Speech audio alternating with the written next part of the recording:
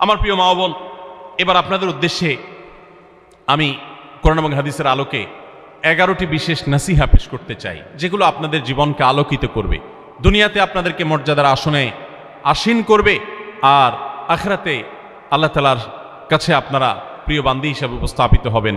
আল্লাহর কাছে আল্লাহর প্রিয় বান্দী হিসাবে উপস্থাপিত হয়ে জান্নাত লাভ করতে পারবেন। এরকম 11টি পরামর্শ বা নাসিহা আপনাদের প্রতি আমার। নাম্বার 1, কোরআন এবং হাদিসের জ্ঞান অর্জন করা। এটা সকল পুরুষ এবং নারী সকলের জন্য ফরজ। কোরআন এবং হাদিসের জ্ঞান অর্জন করা আমাদের জন্য ফরজ। আমরা অনেকেই আছি যারা ইসলামের ফরজ বিধিবিধানগুলো জানি না। আমাদের যেগুলো অবশ্য কর্তব্য সেগুলো আমরা অনেকে জানি না, শুধু নামে মুসলমান। গতানুগতিক কিছু কাজ করি, হাতে গোনা কিছু ইসলামের নামে কাজ করি, বাস মনে করেছি আমি মুসলমান হয়েছি। আপনাকে ঈমান সম্পর্কে জানতে হবে। আপনার ঈমান কিভাবে আনতে হবে, কি কোন কোন বিষয়ের প্রতি বিশ্বাস থাকতে হবে, কি বিশ্বাস থাকতে হবে, আল্লাহ সম্পর্কে বিশ্বাস থাকতে হবে। ঈমান সম্পর্কে অনেক ভুল ধারণা আমাদের আছে। আমরা আল্লাহ সম্পর্কে বিস্তারিত জানি না, আখিরাত সম্পর্কে জানি না, নবী রাসূল সম্পর্কে জানি না। এগুলো সম্পর্কে সঠিক জ্ঞান অর্জন করতে হবে। 5 ওয়াক্ত নামাজ এর বিধিবিধানগুলো, কখন কোনটা পড়তে হয়, ওয়াক্ত কখন থাকে কখন যায়, অনেক মহিলা আছেন জানেন না, অনেক নারীরা আছেন, অনেক পুরুষরা আছেন জানেন না। এগুলো জানতে হবে। ইসলামকে জানাটা অনেক গুরুত্বপূর্ণ। আর জানার জন্য কোরআনে কারীম বুঝে পড়বেন, হাদিস বুঝে পড়বেন, মাসলা মাসাইলের বই পুস্তক বুঝে পড়বেন ওলামাদের তত্ত্বাবধানে থেকে, এবং কোরআন এবং হাদিস শেখার যত ভালো আয়োজন উদ্যোগ আছে সেগুলোতে শামিল হবেন, জ্ঞান অর্জন করবেন। এটা ইসলামের গুরুত্বপূর্ণ একটা ব্যাপার। জ্ঞান অর্জন যদি না করেন তাহলে আপনি ইসলামের কোনো কাজ করতে পারবেন। ইসলামের সব কিছুর আগে হলো জ্ঞান অর্জন করা। সব কিছুর আগে ইসলাম সম্পর্কে ইলম অর্জন করতে হবে, কোরআন হাদিসের নলেজ অর্জন করতে হবে। নাম্বার 2, 5 ওয়াক্ত নামাজ। নবী সাল্লাল্লাহু আলাইহি সাল্লাম জান্নাতে, মেয়েদের জান্নাতে যাওয়ার শর্টকাট যে সিলেবাস দিয়েছেন, শর্টকাট যে ওয়ে বলেছেন, 4টা শর্ত দিয়েছেন। এর মধ্যে থেকে একটা হলো 5 ওয়াক্ত নামাজ ঠিকঠাক মতো যদি আদায় করেন। অনেক মহিলারা আছেন জোহরের নামাজ আসরের সময় গিয়ে আদায় করেন, আসরের কাছাকাছি আদায় করেন, কারণ গৃহস্থলী কাজে ব্যস্ত থাকেন, রান্নাবাড়ার কাজে ব্যস্ত থাকেন, গা গোসল নিয়ে ব্যস্ত থাকেন। করছি করে এই রান্নাবাড়া করা, সবাইকে খাবার দাবার দেওয়া, ছেলে মেয়েকে খাবার দাবার দেওয়া, ঘর ইত্যাদি মোছা ধোয়া, এগুলো করতে করতে, নিজের গোসল টোসল করতে করতে 3টা 3:30 বেজে যায়। অনেক সময় আসর ওয়াক্তের কাছাকাছি গিয়ে তারপর জোহরের নামাজ আদায় করেন। খুবই গর্হিত একটা কাজ। আমার মা বোনরা সতর্ক থাকবেন এ ব্যাপারে, যে নামাজ সময় মতো আদায় করতে হবে। শয়তান আপনাদেরকে একটা ভুল কথা বলে ধোঁকা দেয়, সেটা হলো যে আমি রান্নাবাড়া করছি যে পোশাকে, এই পোশাকে কিভাবে নামাজ পড়বো, তাহলে আমি গোসল টোসল করে একটা নামাজ পড়বো। আর গোসল তো আর সহজে করা হয় না। রান্নাবাড়ার পরে সবাই বাড়ায় খাওয়াই দেওয়া, এরপরে ঘর দুয়ার পরিষ্কার করা, এরপরে সব কাজ শেষে গোসল করা, তারপরে গোসল করে এসে নামাজ পড়া, এসব করতে করতে শয়তান আপনার নামাজটা অনেক পিছায়া দেয়। মনে রাখবেন, আপনি যে পোশাকে কাজ করতেছেন ওই পোশাকে যদি দুর্গন্ধ না থাকে, খারাপ না থাকে, ভালো পোশাক হয়, তো ওই পোশাকে আপনি নামাজ পড়তে পারবেন। দুর্গন্ধ থাকলেও শরীরকে ফ্রেশ করার ব্যবস্থা আছে, আপনি ফ্রেশ করে আপনি নামাজে দাঁড়ায় যাবেন। এরপর নামাজ পড়ে বাকি কাজ করবেন। কাজকে বলবেন না যে নামাজকে বলবেন না যে আমার অনেক কাজ আছে, এগুলো শেষ করে নামাজ পড়বো। শয়তান আমাদেরকে ধোঁকা দেয়। এই জন্য মা বোনরা 5 ওয়াক্ত নামাজ সময় মতো আদায় করবেন, ঠিকঠাক মতো আদায় করবেন। অনেক মা বোনরা আপনারা নামাজ পড়েন, নামাজ হয় না। বাংলাদেশে বেশিরভাগ মহিলাদের, নারীদের মধ্যে একটা ভুল আছে নামাজ প্রসঙ্গে, সেটা হলো যে নামাজের মধ্যে সতরটা ভালো করে ঢাকেন না। সতর কি? মেয়েদের নামাজের মধ্যে মুখমণ্ডল ছাড়া, 2 হাতের কবজি ছাড়া তাদের মাথা থেকে পা পর্যন্ত পুরো শরীর তারা ঢেকে রাখবে। আজকাল নামাজের ওড়না পাওয়া যায়, এই ওড়নাগুলো পড়লে এই মুখমণ্ডল ছাড়া 2 হাত এক সহকারে ঢাকা থাকে, এভাবে ঢেকে রাখতে হবে। আপনি যদি নামাজ পড়েন, আপনার গলা দেখা যায়, আপনার কাঁধের কিছু অংশ দেখা যায়, চুল দেখা যায়, আপনার হাতের কনুই দেখা যায়, তাহলে সেক্ষেত্রে কিন্তু আপনার নামাজ হবে না। যদি আপনার পুরো নামাজ জুড়ে এরকম খালি থাকে এগুলো, তাহলে নামাজ হবে না। অনেক বোনরা এটা জানেন না, তাহলে নামাজটা ঠিকঠাক মতো পড়তে হবে। জান্নাতে যাওয়ার জন্য এটা পূর্ব শর্ত। নাম্বার 2। নাম্বার 3, রমজান মাসে রোজা রাখা। রোজা রাখার ক্ষেত্রে আলহামদুলিল্লাহ মা বোনরা রাখেন সাধারণত, কিন্তু রোজা রেখে গীবত, মিথ্যা, শেকায়েত, মানুষের পিছনে সমালোচনা করা, এগুলো করলে গীবত নষ্ট হয়ে যায়। মুখ খারাপ করা, গীবত, এগুলো করলে রমজান নষ্ট হয়ে যায়, রোজা নষ্ট হয়ে যায়। এগুলো করা যাবে না, এগুলোতে বেঁচে থাকতে হবে। সেই সাথে অনেক মা বোন আছেন, একটু সন্তান গর্ভে আসছে, কিন্তু সন্তান দুধ কিংবা সন্তান দুধ পান করে, এই অজুহাত দিয়ে তিনি দেখা যায় যে রমজানের রোজা ঠিক মতো রাখেন না। এটা ভুল। সামান্য একটু ঠুনকো অজুহাতে রমজানের রোজা বাদ দেওয়া যাবে না। যতক্ষণ পর্যন্ত শক্তি সামর্থ্য আছে রমজান রোজা ঠিক মতো রাখতে হবে। নাম্বার 3। 4 নম্বর হলো স্বামীর আনুগত্য করা। আমি সবসময় বলি, এটা হলো মহিলাদের জন্য তিতা করল্লার আমল। তিতা করল্লা দিয়ে জুস বানায় খাওয়ানো, এটা যেরকম কষ্টের কাজ মানুষের জন্য, ঠিক একইভাবে মহিলাদের জন্য স্বামীর কথা শোনাটা এরকম কষ্টের কাজ। অনেক মহিলা আছে নামাজ পড়তে রাজি আছি, রোজা রাখতে রাজি আছি, তাসবিহ তাহলিল করতে রাজি আছি, কোরআন পড়তে রাজি আছি, মগর পুরুষের স্বামীর কথা শুনবো না। কেন তার কথা শুনবো কেন? আমি কি কম বুঝি? এই মানসিকতা আজ পশ্চিমা অপসংস্কৃতির যে ছোঁয়া আমাদের সমাজে এসেছে, লেগেছে, এটার কারণে আমাদের মা বোনদের মধ্যে তৈরি হয়েছে। এটা কখনো আমাদেরকে সুখী করতে পারে না। একটা ছোট মুদি দোকানেও একজনকে দায়িত্বশীল মানতে হয়, একজন মালিক হয়, আরেকজন অধীনস্থ হয়, একজন ম্যানেজার হয়, আরেকজন তার কর্মী হয়। এতটুক চেইন অফ কমান্ড যদি ঠিক না থাকে, তাহলে একটা ছোট দোকানও সুশৃঙ্খলভাবে চলতে পারে না, সেটাও বিশৃঙ্খল হয়ে যাবে। তাহলে একটা সংসার, একটা পরিবারে একজনকে মুরব্বী না মানলে কিভাবে সেটা চলতে পারে? অবশ্যই একজন নারী তার স্বামীকে অভিভাবক মানবেন, মুরব্বী মানবেন, তাকে মেনে চলবেন। শুধু ইসলামই বলে নাই, পশ্চিমা দুনিয়ার মানুষরাও স্বীকার করে। সাবেক মার্কিন প্রেসিডেন্ট বারাক ওবামার একটা আত্মজীবনীমূলক লেখা ধারাবাহিকভাবে বাংলাদেশে একটি জাতীয় গণমাধ্যমে প্রকাশ হয়েছে অনেক বছর আগে, আমি পড়েছি। সেখানে তিনি পরিষ্কার করে বলেছেন যে আমার দাদি নানিরা পারিবারিক জীবনে যতটা সুখী ছিল, এখন আমাদের স্ত্রী, আমাদের মেয়েরা ততটা সুখী না। অথচ তাদের এত বেশি শাড়ি চুড়ি, এত বেশি সাজগোজ, এত বেশি সুখ সমৃদ্ধির উপকরণ ছিল না আজকের মেয়েদের যতটা আছে। পারিবারিক শান্তি তখন যতটা ছিল, এখন তার ধারে কাছেও নেই। এর অন্যতম কারণ হলো এটি যে আমরা পশ্চিমা অপসংস্কৃতির ছোঁয়ায় পড়ে শয়তান আমাদেরকে অতিরিক্ত স্বাধীনতার নাম দিয়া আমাদেরকে বলগাহীন স্বাধীনতার পথে নিয়ে গেছে, যেটা আমাদের ধ্বংস ডেকে এনেছে। এজন্য একজন গার্ডিয়ান, একজন অভিভাবক পরিবারে থাকতে হবে, তাকে মানতে হবে। আপনি নারী হিসাবে আপনার স্বামীটাকে যদি মনে হয় একটু বোকা কিসিমের, সে বুঝে না, আপনি অবশ্যই ডেফিনেটলি আপনি তাকে বোঝাবেন, আপনি তাকে আপনার মতামত বলবেন, তারও কর্তব্য আপনার মতামত গ্রহণ করা। কিন্তু এর মানে এই না যে আপনি তাকে ডিনাই করবেন, পাত্তা দিবেন না, অবজ্ঞা করবেন, তার কাছে জিজ্ঞেস করা ছাড়া যেদিক সেদিক যাবেন, যা খুশি তা করবেন, এটা উচিত না। আপনার জান্নাতে যাওয়ার প্রয়োজনে ওই যে তিতা করল্লা বলেছি, সে যদি কোনো দিক থেকে তাকে মানতে আপনার কষ্ট হয়, আপনার থেকে সে পিছিয়ে আসে বুদ্ধিতে জ্ঞানে, তারপরে একটু কষ্ট করে ঢোক গিলেন, একটু কষ্ট করে সবর করেন, শুধুমাত্র জান্নাতের আশায় আল্লাহ তাআলা আপনাকে মর্যাদা দিবেন, দুনিয়াতে বড় করবেন, আখিরাতে বড় করবেন। অনেক সময় দেখা যায় পুরুষতান্ত্রিক সমাজে আমাদের দেশে দেখা যায় যে পুরুষদের নানা অনাচারে মেয়েরা অতিষ্ঠ হয়। একটু সবর করেন, সন্তান সন্ততি বড় হবে, তখন আর পুরুষের এই সমস্ত জুলুম থাকবে না, পুরুষ তখন দৌড়ের উপরে থাকবে। এই বাস্তবতা আমরা প্রত্যেকটা মানুষ উপলব্ধি করার কথা। অতএব মেয়েদের, মুসলিম নারীদের অত্যন্ত গুরুত্বপূর্ণ আরেকটি বিষয় হলো 4 নম্বর যেটি বললাম, স্বামীর আনুগত্য করা। যতটুকু সম্ভব তার সর্বোচ্চ আনুগত্য করার চেষ্টা করতে হবে, যতক্ষণ তিনি কোরআন হাদিসের কথা বলেন।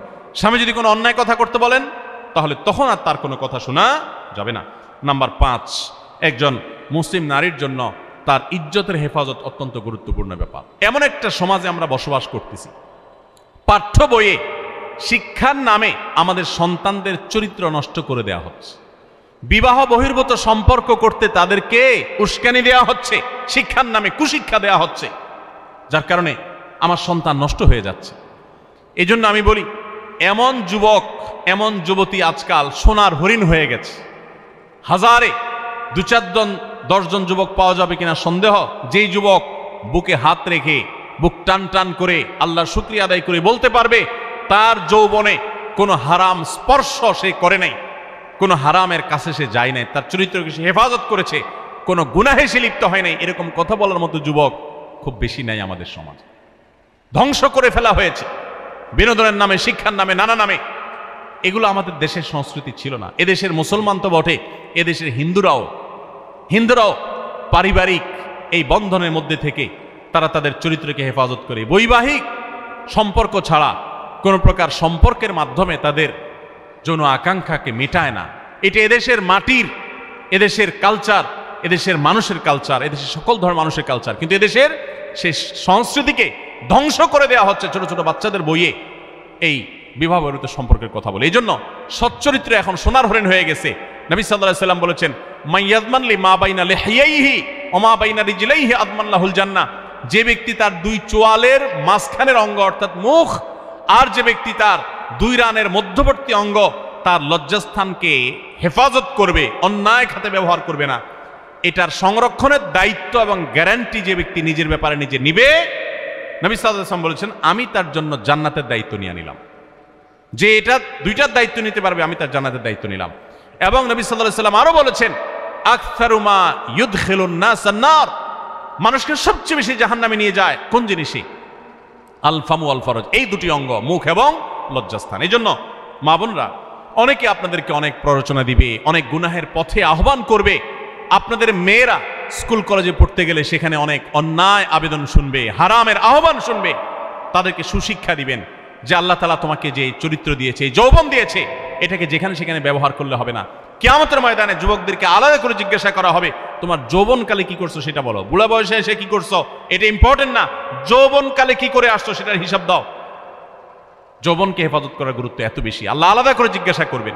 এই জন্য মা বোনদের কর্তব্য তাদের মেয়েদেরকে, ছেলেদেরকে অসৎ চরিত্রতা থেকে হেফাজত করবেন, সংরক্ষণ করবেন, তাদেরকে বুঝাবেন, তাদেরকে সেভাবে বড় করবেন যে বিয়ে শাদীর মাধ্যমে, সাংসারিক জীবনের মাধ্যমে তোমরা তোমাদের এই জীবনকে তোমরা উপভোগ করবে। আল্লাহ তাআলা তোমাদের জন্য যে নেয়ামত রেখেছেন সেই নেয়ামত তোমরা পাবে, কিন্তু অবৈধ উপায়ে কখনো তোমরা সেদিকে পা বাড়াবে না। যারা বাড়ায় তাদের দুনিয়াতেই ধ্বংস হয়, আখিরাত তো আছেই। এই অবৈধ সম্পর্ক করে সুখে থাকে খুব কম মানুষ। যারা যত বেশি এই জগতে যায় তারা তত বেশি অসুখী থাকে দাম্পত্য জীবনে। অতএব একজন নারী, তার 5 নম্বর গুরুত্বপূর্ণ বিষয় হলো তার ইজ্জতের হেফাজত, লজ্জাস্থানের হেফাজত এবং তার চরিত্রের হেফাজত। আল্লাহ তাআলা আমাদের মা বোনদেরকে সেই তৌফিক দান করুন। অনেক সময় দেখা যায় যে সবই ঠিক আছে, আপনি সোশ্যাল মিডিয়াতে পুরুষের ছবি দেখে, ভিডিও দেখে আপনি হারাম আনন্দ পাচ্ছেন। আপনি ইমোতে, হোয়াটসঅ্যাপে, মেসেঞ্জারে বিভিন্ন পুরুষের সাথে অপ্রয়োজনীয় চ্যাটিং করছেন, কথা বলছেন, এবং সেখানে এই বেহুদা কথা থেকে অনেক অনাচার হয়ে যায়, অনেক সংসার ভেঙে যায়, অনেক পরকীয়া হয়, অনেক সংসার ধ্বংস হয়।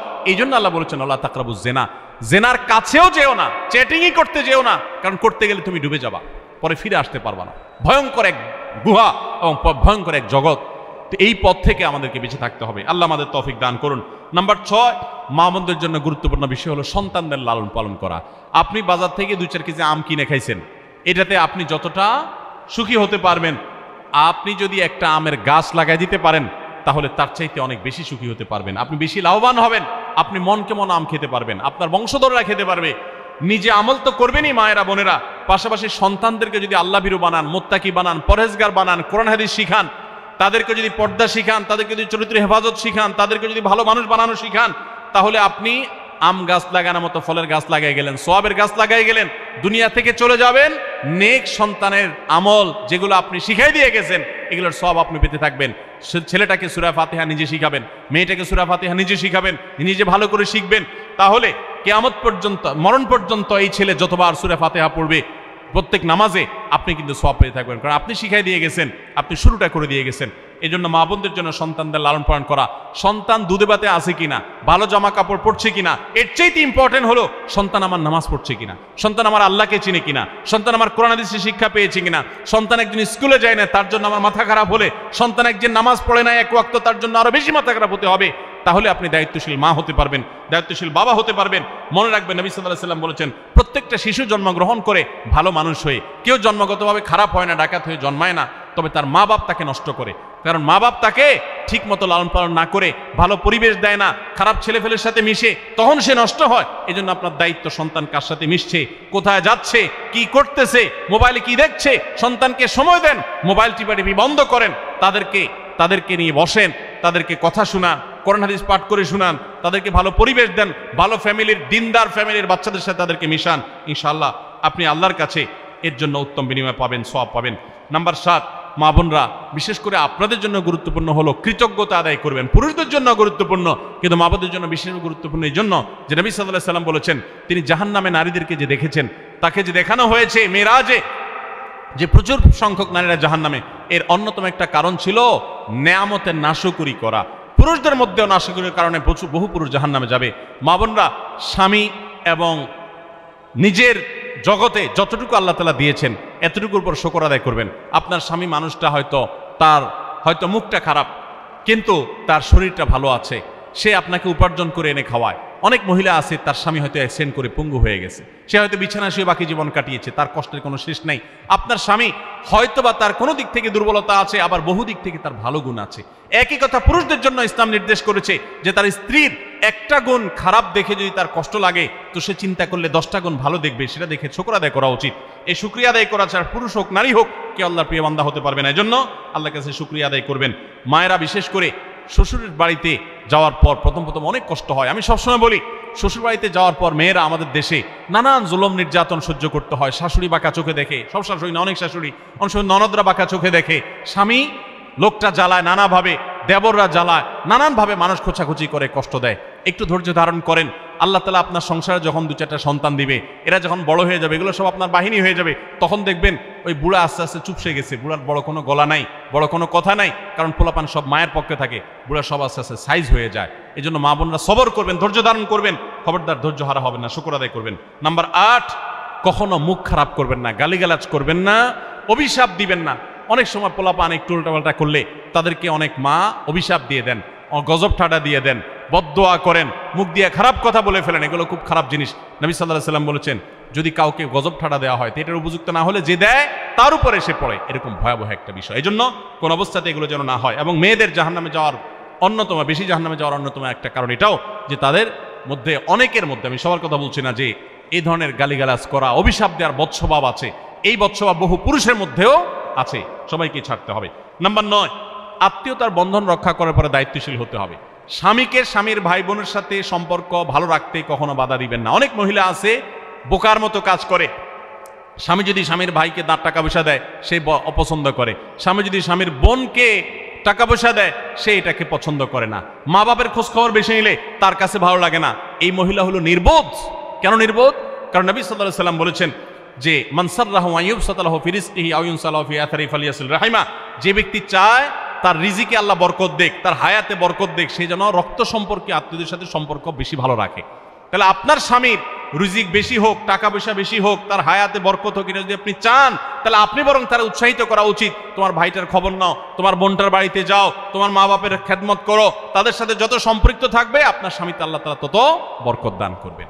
এই জন্য তাকে সেটা করবেন। আবার পুরুষ দ্বারা উচিত মেয়েদেরকে সুযোগ দেওয়া, তারা তাদের বাপ, মেয়েরও তো কর্তব্য আছে তার বাপ মার প্রতি, বাপ মার খেদমত করবে, বাপ মার জন্য হাদিয়া তোফা দিবে। অনেক পুরুষরা আছে মেয়েদের পাওনা অধিকারই দেয় না, হাদিয়া তোফা কোত্থেকে দিবে, তাদের মহরটাই দেয় না, তাদের হাত খরচ দেয় না। আলাদা কিছু হাত খরচ দেওয়া উচিত, যে তার মতো সে খরচ করবে, তার মা বাপের জন্য খরচ করবে। এগুলোর বিনিময়ে আমরা আল্লাহর কাছে জান্নাত পাবো। অতএব এই আত্মীয়তার সম্পর্ক রক্ষা করা গুরুত্বপূর্ণ। নাম্বার 10, সাদাকা করবেন। সাদাকা জাহান্নাম থেকে মুক্তির কারণ। নবী সাল্লাল্লাহু আলাইহি সাল্লাম জাহান্নামের পরে সতর্ক করেছেন আপনাদেরকে, আমাদের সবাইকে।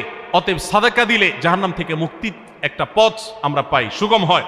এবং নবী সাল্লাল্লাহু আলাইহি সাল্লামের সময় মহিলা সাহাবীরা তাদের গহনা খুলে আল্লাহর রাস্তায় দান করতেন। এজন্য মসজিদ, মাদ্রাসা, বিভিন্ন গুরুত্বপূর্ণ যে দানের খাতগুলো আছে সেগুলোতে বেশি বেশি দান করবেন, বেশি বেশি আল্লাহ তাদের হাত খরচ আলাদা দেওয়া উচিত। এবং তারা পর্দার মধ্যে থেকে তাদের মতো উপার্জনও করতে পারেন, সেটাও শরীয়ত তাদের জন্য সুযোগ রেখেছে। যেভাবে হোক তারাও সাদাকার চেষ্টা করবেন। 11 নম্বর সর্বশেষ হলো সময়ের অপচয় করবেন না। এখন এমন একটা সময় চলছে বেশিরভাগ মানুষ জাহান্নামে যাবে, যেই কারণে আজকের যুগে সবচেয়ে বেশি আমরা বিপদগামিতার মুখে যাচ্ছি, যে কারণে সেটার অন্যতম হলো এই স্মার্টফোনের অপব্যবহার।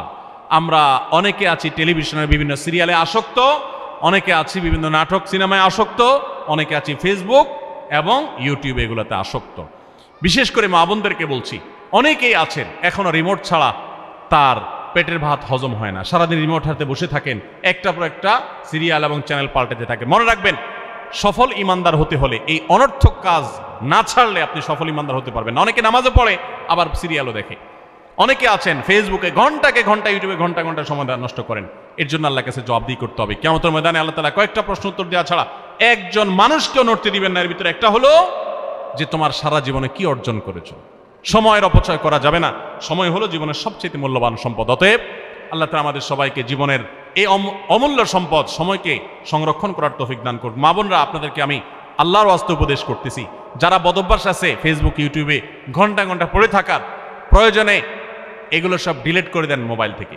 প্রয়োজনে আপনি এই মোবাইল বিক্রি করে বাটন ফোনে চলে যান।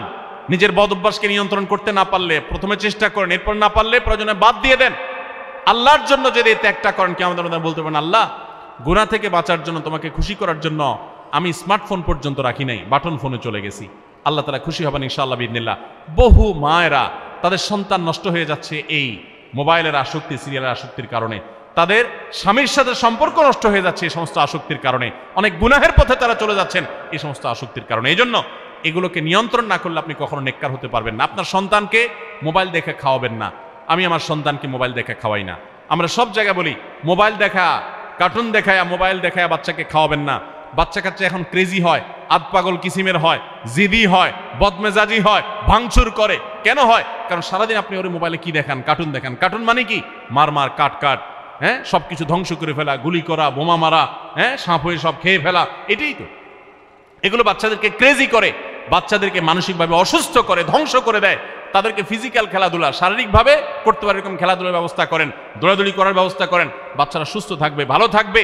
মোবাইল থেকে তাদেরকে বাঁচান, টেলিভিশন থেকে তাদেরকে বাঁচান, এবং কার্টুন থেকে, ভিডিও গেমস থেকে তাদেরকে বাঁচান। না বাঁচাতে পারলে আপনার দুনিয়া আখিরাত সব ধ্বংস হয়ে যাবে। অতএব আজকের এই মাহফিল থেকে আসুন, প্রতিজ্ঞা করি যে আমরা সময় নষ্ট করব না, সময়ের অপচয় করব না, প্রয়োজন ছাড়া মোবাইল হাতাহাতি ঘাটাঘাটি করব না, ঘন্টায় ঘন্টা মোবাইলকে সময় দিব না।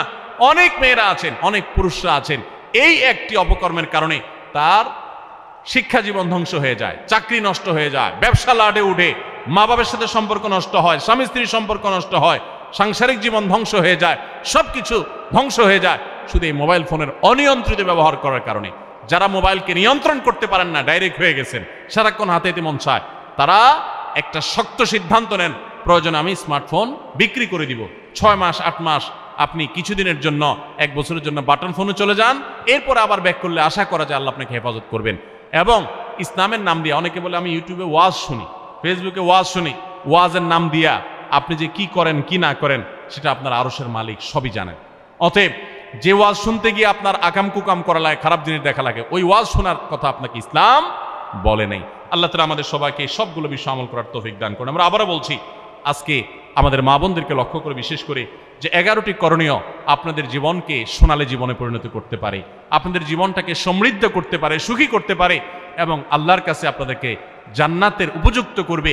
কিয়ামতের ময়দানে সুন্দর হাসি, সুখের হাসি, তৃপ্তির হাসি আপনাদেরকে হাসাবে ইনশাআল্লাহ। সেই 11টি নসিহা, সেই 11টি বিষয়ের প্রথমটি হলো কোরআন এবং হাদিসের জ্ঞান অর্জন করবেন। অনেক ভালো ভালো বই আছে কোরআন হাদিস ভিত্তিক, সেগুলো পড়বেন। দিন শিক্ষার যত আয়োজন আছে সেগুলোর সাথে সম্পৃক্ত হবেন। অনলাইনে অনেক কোর্স করা যায়, সেগুলোতে আপনি সম্পৃক্ত হতে পারেন। যেভাবে হোক আপনাকে কোরআন হাদিসের কথা জানতে হবে। আল্লাহ কি বলেছেন, রাসূল সাল্লাল্লাহু আলাইহি ওয়াসাল্লাম কি বলেছেন, মাসালা মাসাইল কখন কি করা উচিত, কোরআন হাদিসে কি বলা আছে, এগুলো জানতে হবে আপনাকে। যতটুকু সম্ভব জানার চেষ্টা করবেন। নাম্বার 2, 5 ওয়াক্ত নামাজ সঠিকভাবে আদায় করবেন, সময় মতো আদায় করবেন। জোহরের ওয়াক্ত বাসার কাজ কাম শেষ করে গোসল করে একেবারে 3টার দিকে একসাথে পড়বো, এটা করা যাবে না, এবং সময় মতো আদায় করতে হবে। এবং মেয়েদের যে সতর, এই সতর ঢাকার পরে সতর্ক থাকতে হবে। পুরো শরীর মুখমণ্ডল ছাড়া যেন ঢাকা থাকে, চুল, গলা, হাতের গোছা, কনুই, এগুলো যেন দেখা না যায়, খেয়াল রাখতে হবে। এবং নামাজ ধীরে ধীরে পড়তে হবে। অনেক মহিলা অনেক দ্রুততার সাথে নামাজ পড়েন, এবার পড়লে হবে না। নাম্বার 3, রমজানের রোজা ঠিক মতো রাখতে হবে, যথাযথভাবে রাখতে হবে। রোজা রেখে গীবত, শিকায়েত, মিথ্যা, গালমন্দ এগুলো করা যাবে না। নাম্বার 4, স্বামীর আনুগত্য করতে হবে। নিজের কাছে খারাপ লাগলেও একটু সবর করতে হবে, যতক্ষণ পর্যন্ত স্বামী ন্যায়সঙ্গত কথা বলে, অন্যায় কাজ করতে না বলে, গুনাহের কাজ করতে না বলে, ততক্ষণ পর্যন্ত তার কথা মানতে হবে। নিজের খারাপ লাগলেও মানবেন, আপনার জান্নাতের প্রয়োজনে, সুশৃঙ্খলার প্রয়োজনে, পারিবারিক শান্তির প্রয়োজনে। ইনশাআল্লাহ আপনি সুখে থাকবেন দুনিয়া এবং আখিরাত উভয় জগতে। নাম্বার 5, নিজের ইজ্জত সম্ভ্রম হেফাজত করবেন। অনলাইনে অফলাইনে কারোর সাথে হারাম সম্পর্ক করবেন না, কোনো গায়রে মানাম পুরুষের সাথে অযথা যোগাযোগ করবেন না, চ্যাটিং করবেন না, এবং সোশ্যাল মিডিয়াতে হারাম জিনিস দেখা থেকে নিজের চোখকে হেফাজত করবেন, বাঁচিয়ে রাখবেন।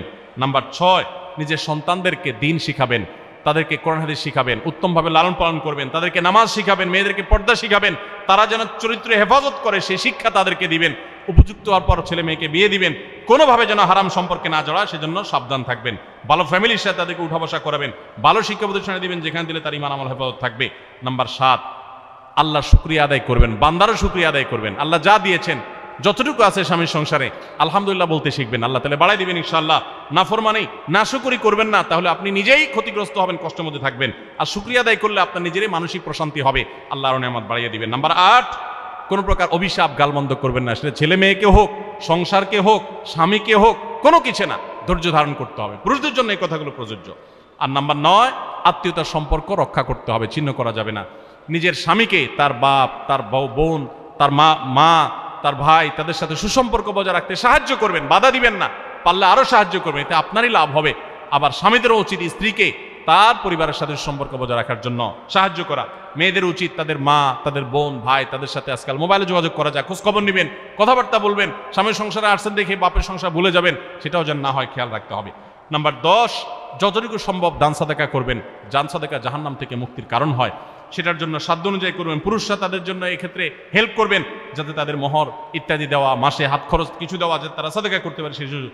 আজকাল দেখা যায় অনেক মেয়েরা টাকা পয়সা পেলে মার্কেটে চলে যাবেন, কি কিনবে এটা নিয়ে অস্থির হয়ে যান। মার্কেটে আপনি যা দরকার হলে যাবেন, কেনা দরকার হলে কিনবেন, কিন্তু দানের জন্য একটা খাত রাখবেন। পারিবারিক সাদাকা বাক্স, একটা বাক্স রাখবেন, যে খুচরা টাকা পয়সা বা বিভিন্ন টাকা পয়সা ছেলে মেয়েরা রাখবে, আপনি রাখবেন, উৎসাহিত করবেন। এটা দিয়ে একটা গরিব ফ্যামিলি মুখে হাসি ফোটাবেন, একটা ভালো কাজ করবেন, পারিবারিকভাবে এরকম দানের ব্যবস্থা করবেন। বোনেরা, সর্বশেষ হলো সময় নষ্ট করবেন না সোশ্যাল মিডিয়াতে। আল্লাহর ওয়াস্তে এটা থেকে নিজেকে বাঁচাবার জন্য সংগ্রাম করেন। যারা এখনো এই রোগ থেকে বাঁচতে পারেন নাই, আল্লাহর কসম করে বলছি, দুনিয়ার জীবনটাই ধ্বংস হবে, অসুখী থাকবেন, অশান্তিতে থাকবেন, আখিরাতের ধ্বংস তো আছেই।